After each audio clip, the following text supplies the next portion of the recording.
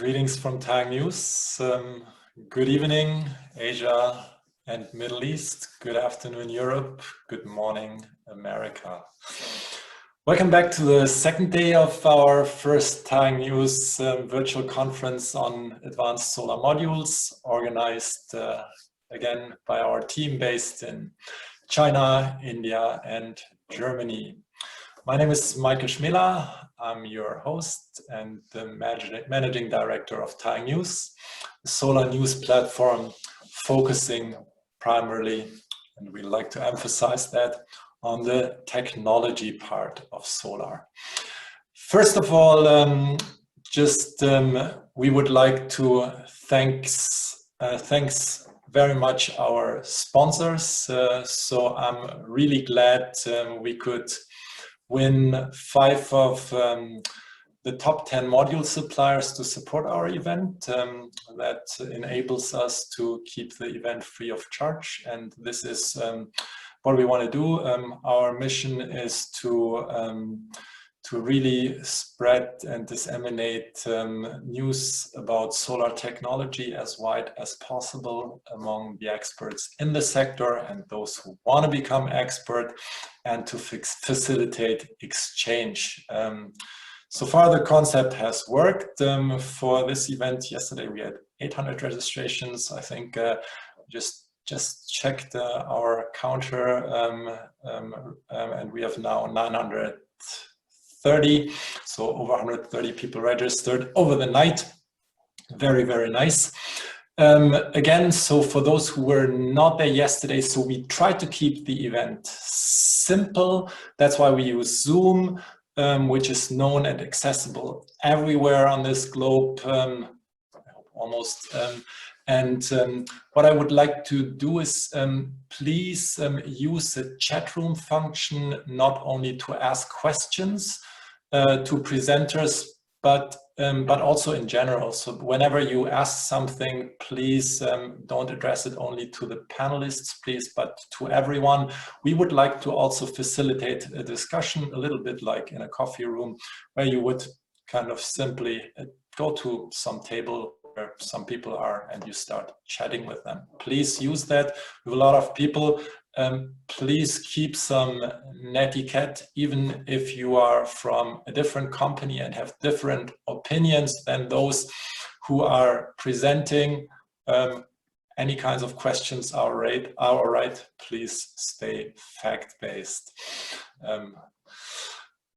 Okay, so after we focused yesterday on 2 10mm based modules and learned quite a lot on this most powerful module variety in the market today, what we want to do today, these days, today we want to launch primarily our advanced module report, which is also the cause and the reason for this event, which addresses advanced module technologies, but focuses not on one single part, like 210, 182 or whatever, but more on the rooftop utility, commercial utility scale parts. So we rather address the segments. And for this reason, we've invited some companies, actually also leaders like yesterday, who will address the different segments and talk about their product strategies for this. We will kickstart the event. Men, can you maybe go? Yeah, thanks. We will kickstart the event with an opening talk given by my colleague Shravan, who will launch our report and simply share with you what he has found regarding advanced module technology.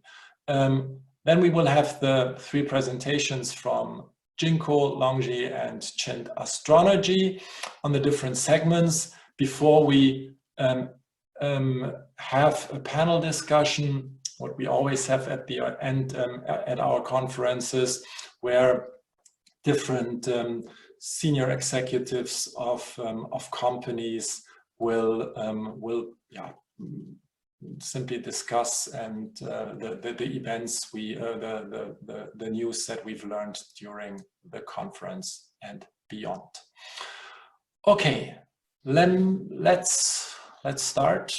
So I'm really excited to have my dear colleague Shravan, who's based in India, who's our head of technology and who has been working with me for over a decade. Before our Taiyang times, he was working with me at Photon, and prior to that, he gained some hands-on experience in cell and module manufacturing, where he worked at, and now he will share with you what we've researched on the latest of advanced solar modules.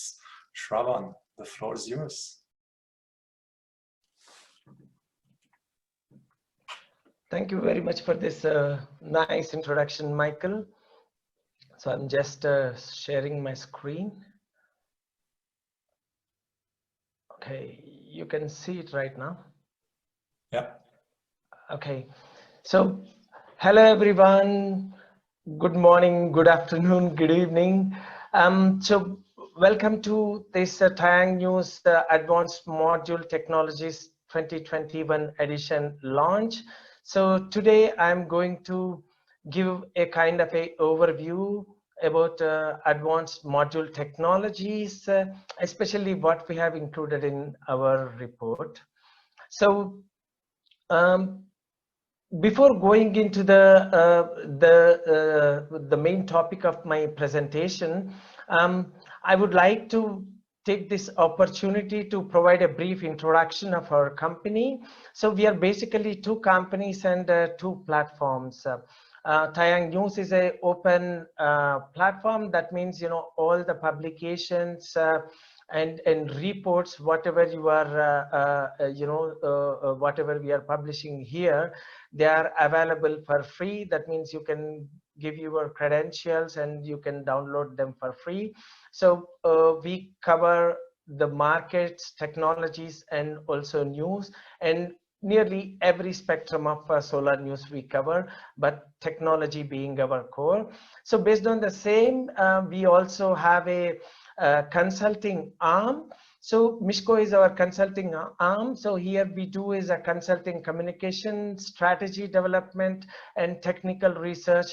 So whatever, the kind of reports we are producing, are publishing, we can go much deeper with our consulting services. And if anyone is really looking out there, who is really looking to go deep into any particular subject, you can always contact us. Of course, this service comes at a cost. And yeah, so as I mentioned earlier, so my today's presentation is a summary of our latest report on advanced module technologies, and you can download this report before the end of this event. We will make it readily available for download. And so basically this report really gives an overview of what's really happening in module world, especially with high-end technologies, I would say. So the technology is the main focus of our reports, has been the main focus, and it is going to be remain like that. Okay, so the progress in module making has really so dramatic. Like what has achieved in last year is probably several folds higher than what has achieved over a decade prior to it. So TaiyangNews has been doing the advanced module report. So we have been covering the developments and the technology advancements in module manufacturing since 2017. When we actually started, it was a time when more number of busbars was kind of the main hot topic, and half cell and multi-busbar, bifacial, these were really budding technologies.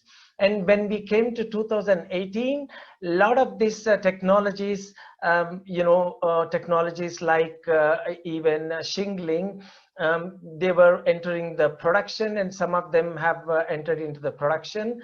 And our third edition that was published in 2019, when we published that, there were seven main topics. So multi-bus bars, half cells, larger wafers, shingling, paving, bifacial, glass. I mean, these were still as separate entities, and they were really started. Module makers were really started to looking at clubbing these technologies, but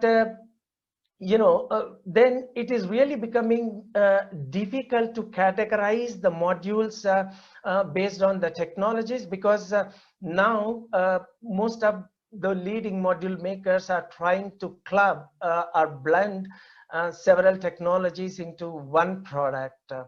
So when we for this report, when we started looking at the data sheets from the commercially available modules, like we collected the data from 25 module makers and over 300 products, I think.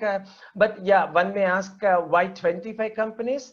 So first, we are doing this, we are not really doing a survey on modules, so that means we cannot really cover everyone and every module on the planet. And so the technology being our main focus, to best of our knowledge, we covered nearly all advanced technology leaders. So that means whoever is working on any innovative module or cell technology platform, we have contacted them, and their products are listed here. But however, if there are anyone out there who are really working on very innovative technology, but somehow if we missed them, so please get in touch with us. We can include such products in our next overview. So when we really went through all these different products from different companies, what we found is more or less products are becoming, because now there are so many module blends, technology blends. So that's why now companies are more focusing on making application sensitive products, so one product for one specific segment of application. So what we found, so what we simply did is, okay, of course we relied a lot on the data available from the data sheets, but if the data is not available, we send this data back to the companies and ask them what's the ideal application for these products, whatever they have listed here. So we initially segregated them to the three mainstream applications. One is residential, commercial, and commercial and industrial, which is C&I, and then utility. But few companies are promoting one product for more than one application, combining with for example C&I with residential, or utility with C&I. So in total we kind of said, okay, we are going to list the products under 5 different application classes. But however, we have also received some products that were stated like utility, all the 3 applications. But according to our research, and when we talk to some installers, I think this is a bit overstatement. One product can work for all. But this may not be completely not true, because there are some markets which are in which one size fits for all still works. But since we are really working on the mainstream, so we thought we should take only these 5 categories. Okay, so first I would like to talk about the key metrics of the modules, and of course the efficiency is top on the list, because anyway we were scouting through these many number of products. So like last year, what we tried to do here is we collected the data from all these companies, and we simply put them into one basket and sorted them regardless what technology they are, what size, and nothing. So just simply taking the efficiency into consideration. So it's really interesting that okay, so following the conventional wisdom, if you have very high efficiency cell technology, obviously you would go to high module efficiencies. So this definition actually works for the top 4 or 5 companies like Maxion with its IBC technology, and then Suntech using heterojunction, Jollywood with the TOPCon technology.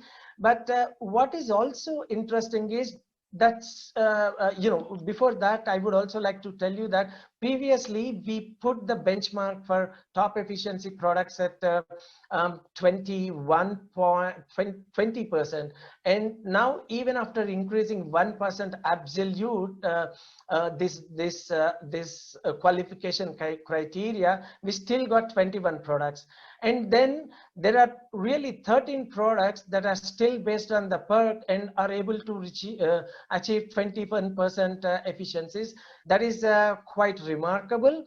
But but if you do a further analysis, the logic behind this is all these products. So just to show that, that's why I also put here their power ratings, and so all these power ratings obviously indicate that these modules are based on very large wafer format. So either it could be G12 or M10. So what this also tells that is it's of course, so increasing the size would not increase the efficiency, but in practice, what's happening is all these lines are pretty new. So the process development, production tools are new, and process control is at its peak, and technologies like multi-busbar and half cells, they're doing more good to these larger wafers. So this is probably the funda behind why these larger wafers based modules are still able to achieve such higher efficiencies. Okay, so then of course power is very interesting aspect of a module, and so probably people who are looking for what's really the most powerful module. So for them, we simply listed like what are the most powerful modules available in the market. So according to our research, as you can see here, the Canadian solar module, which is based on 210 mm wafer G12, it got the highest power of 665 watts. And our cap is still 550 watt, but the last product what we got is 545, because there are most of the companies have really exceeded, are very close to 550 in terms of their top products. So here I would also like to give a clarification. So what's the basis for our selection criteria? That means if there is one product that is topping the list following one technology stream, we are not listing any other products from that company, from that technology stream. So for example, if one company has a N-type and IBC technology, so if there is a bit less efficient model, we are not listing them. So we are characterizing stream as cell technology, wafer technology as one technology stream. And there is also further classification, which I will really explain in the next slide. Power is actually is interesting, but of course power can be increased when you have higher larger wafer size or the module size. So in this regard, the power density is actually looking very interesting. So it actually efficiency can also give you that kind of information, power per unit area, but I think power density is becoming more and more colloquial, and so it gives actually a bit more resolution into the area aspect, area performance aspect of a module. So here, as you can see, again, it closely follows the efficiency trend. So of course there are somewhere some discrepancies, but it's more like a efficiency trend that is followed here. So, you know, our report also provides a recent developments associated with the advanced module technology. So larger wafer formats, as I mentioned before, and zero gap technologies, multi-bus bar, bifacial, half cell, but of course, back contact technology also. So in a quick heads up, I think in zero gap technologies, what's really happening is tiling ribbon concepts such as tiling ribbon are coming into the market. But if not exactly zero gap, a lot of companies are trying to reduce the intercell spacing from 2 mm to, you know, all the way from 6 to 8 mm, as you can see from leading module makers. And multi-bus bars are increasing in number. In the early days it was 9, but I think now with larger wafer size modules, it's really going up to 12. And of course bifacial is anyway becoming very common these days. So the technology has really matured, and the best benefit of bifacial is coming with PERC, because at cell level there are no additional costs. Half cut is becoming standard, and some companies are even you know, evaluating something like 3 cuts. For example, Trina is offering such module. And the beauty of these technologies, as I mentioned earlier, they can be blended. So all these technologies more or less can be combined into one product. So why I specially mention here larger wafers, because it's really the most hot topic in the industry. So but what's the need for really going to the larger wafer? I will really explain in very briefly. Of course, you can, if you want to increase, power is becoming very important if you want to reduce the BOS cost. So the power has to be high. So, but you can also do it with more number of wafers, cells. So if you do that, you will also increase the voltage, which may not provide the benefit of BOS, because you are also increasing the so there is no benefit at the string level. So you are increasing also the string numbers. But if you employ the larger wafer, so the current is going to increase, and voltage being the bulk phenomena, the voltage remains more or less the same, and you increase the power, current, and with this you can increase the string power, and so reduce the number of strings, and that's how you can reduce the BOS cost based on the system design. So but this has started actually in 2019. M6 was introduced, and then by end of 2019 there was already a product which is based on 210 mm, and mid of 2020 M10 was also introduced. So as a result, currently the market is really flooded with different wafer sizes. So what does it mean for a module?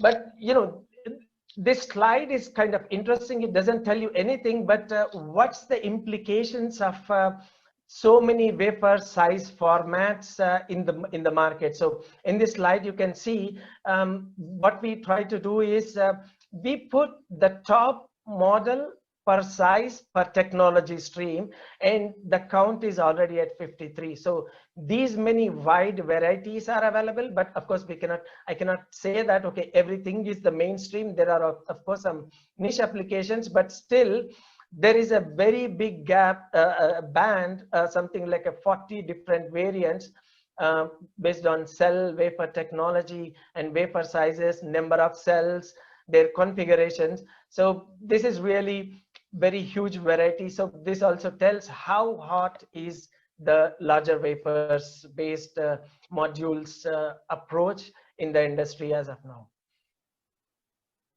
So coming to our listing, so what we found with our classification. So here I must also define one more thing. So what we all these modules which you are seeing here and in the coming slides are really the advanced modules. So what we really mean by advanced modules is the module should have at least a combination of BB and half cell, and in addition, if it is also bifacial, then we are also putting that into the list. And we are also listing the products based on these zero gap technologies like shingling or tiling ribbon technologies. And since back contact technology also required a high-end technology in the module manufacturing, so we are also include such modules here. Our listing here got for the utility application. So first I'm starting with the utility. So what we found is a utility is kind of one of the mainstream applications when we went through the products. And so 40 products are listed here from 7 suppliers. It can be observed that from the listing that the idea of employing larger wafers is really catching very well and received very well in this segment. Just not even a year ago, M10 was introduced, or very close to 1 year. Now already 17 out of the 40 products that are exclusively promoted for utility are featured here. That means, so all these products are not prototypes. So what we actually also requested the companies, if these products have to be listed, they must be commercially available. So one sure sign of this commercial availability is having a product data sheet that are publicly available. So that means to best of our knowledge, these products are also commercially available, at least according to the companies. So as I said, so M10 is already here. So, but you can see that of course True 10 is missing. Only Canadian Solar is listing its products, but that's really a coincidence. That's because most of the companies, they would like to put more a broader range of application segments. So for example, combining it with combining utility with C&I. So some products are really listed there. And as you can see here, bifacial is becoming an increasingly preferred technology in the technology mix. And what's also interesting here is the high efficiency technologies are not really preferred here, but this is somewhat challenged by companies like Jollywood and Jollywood. They are really promoting high efficiency TOPCon based modules also here for the utility applications. And really the top model of this is again the 665 watt module from Canadian Solar. When it comes to the residential, this is really the it's a power pack product range. So that means you have high efficiency, and it should be lightweight, and it should be small in size, so smaller formats, and most importantly, aesthetics. I think they are playing a key role here. So I'll come back to the aesthetics. So what we found is out of 16 modules, 6 different module manufacturers have, out of the 16 modules we listed here, 7 products are really high efficiency category.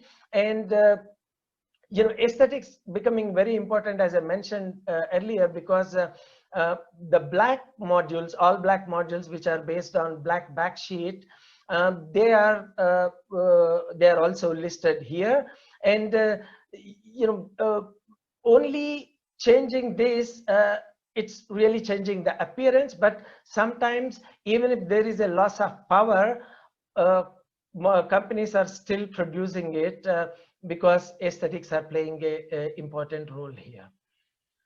Then coming to the C&I segment, in principles, modules promoted for C&I applications should be high in number, but you know, C&I application of this report got somewhat a less representation. That's because only 5 suppliers have exclusively promoted, but it doesn't mean anything because these modules are really listed in these blended applications, like something like C&I and residential. So as far as the main wafer sizes here, it's like M6 and G1 is the most predominant, but of course companies like Canadian, they are also promoting modules based on 157 mm and 72, 66 and 60 cell modules are also here, so which kind of really says it's really a blend of applications. Then you know, the utility and C&I application, so as I mentioned here, it has more towards the utility kind of module characterization, and a lot of 210 mm modules are listed here from the most of the leading companies. And also like in utility segment here also, the high efficiency oriented products like heterojunction and from REC and the Maxion IBC cell, all these such kind of products are also listed here. Coming to the last segmentation, so the residential C&I is kind of really gives a mixed thing. Absolutely, you know, justifies its title. So 7 suppliers provided the data for 21 products, and module from you know, high tech such as N-type to basic multicrystalline products are also promoted here. And main sizes are, you know, M10 to G1, and power ranging is around 500 to 300 watt. This you know, leads to my conclusion. As you can see, so advanced module technologies are increasingly blended into one product. So you know, advanced architectures are cell architectures are really leading to the top efficiencies, but PERC-based cells products you know, can also be in this blend. And the most important trend in the PV industry right now is employing larger wafers.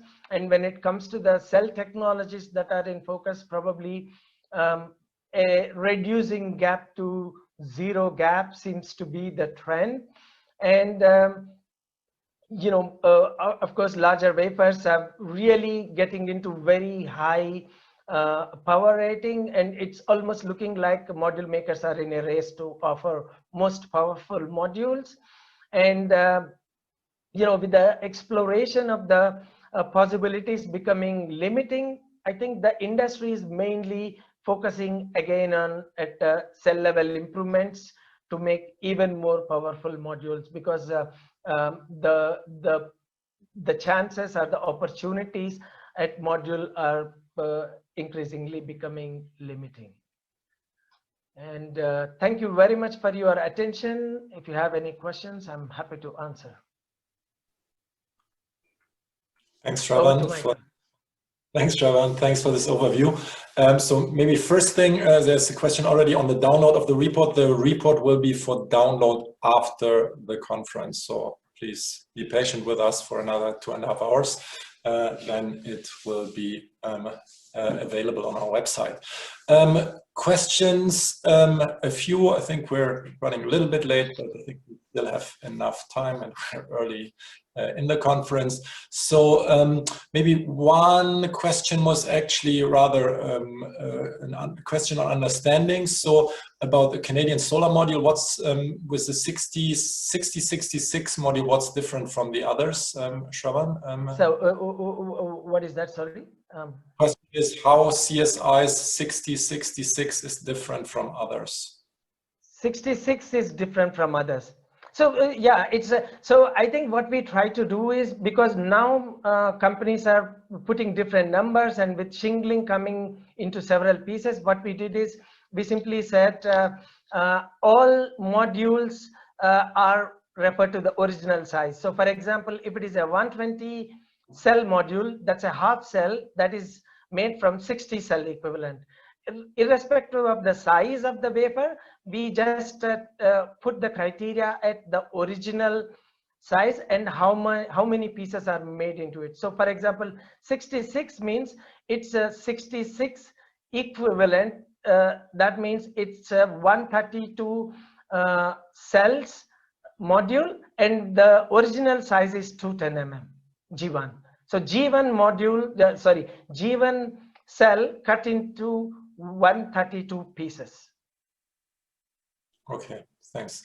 There's another question when you compared module efficiency versus power density. So Simon said that it's kind of logical that the trend is the same, because it's the same by definition when modules are rated at SCC. Can you maybe once again explain why you chose that?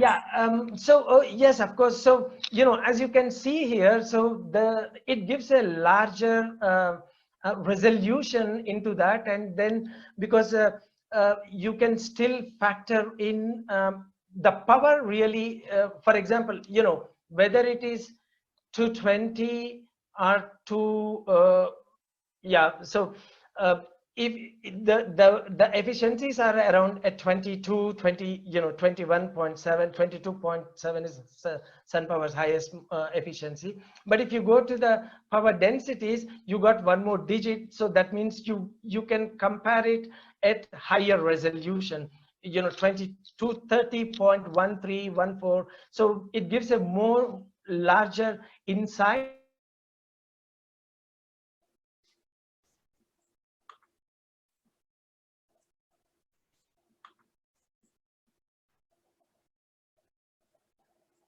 Shravan? I hope there was no power cut. Yeah, sorry. India needs more solar. Okay, so have you got my explanation? Okay, thanks. Okay, that's fine. I think that's fine now. Yeah, there's a question on lifetimes or degradation warranties. If we looked into that, but we didn't do that for that. No. Just a simple analysis on power and efficiencies. So we didn't look at applications, of course. So applications, module technologies, and advancements. I think this was our main focus, at least this year. Yeah. Okay, cool. Then thanks, Shravan, and then let's continue later on at the panel when we go into more details, and let's continue with the presentations. Thank you. Thanks, Shravan.